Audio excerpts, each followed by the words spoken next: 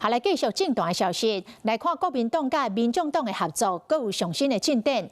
宜蘭縣長的民調正式來出爐，是國民黨不分區立委吳宗憲來勝出。民眾黨的陳婉慧是不是進入到宜蘭縣的小內閣呢？陳婉慧講，吳宗憲是隊長，隊長叫伊做啥，伊就做啥。也毋過根據這份民調，不管哪邊殺價出來選，攏輸予民進黨的林國忠。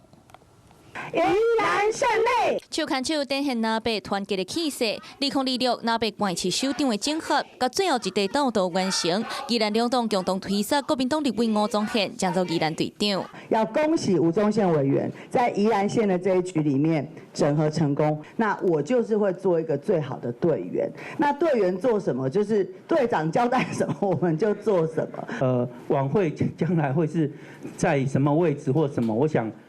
將來任何一個位置就是適才適所。雙方無排除加深合作的可能。若除了唔能用一間的民調來拼輸贏，嘛照新北英國嚟公布民調的數字。若被採用對比式民調調查，會當看到吳宗憲對民進黨的林國忠兩個人的支持度分別是27.6，佮28.9。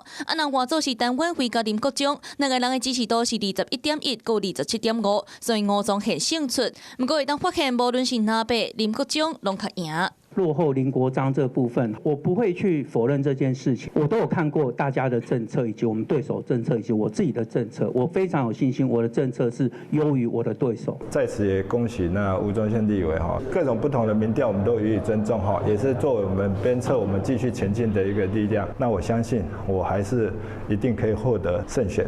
除了民調，較輸對手需要來拼一個。吳宗憲嘛強調，甲議長張勝德維持真好的互動，好令拿贏內部有分裂的講法。